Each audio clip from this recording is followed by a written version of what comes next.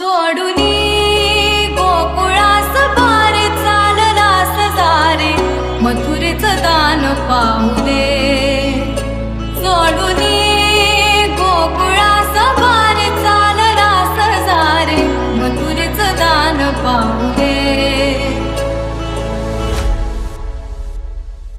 दिन ता ता दिन तक ता दिन ता ता दिन दिन ता. सोडूनी नाळ काळ दाशी जोड भुकराशी पावलात प्राण घेऊ दे.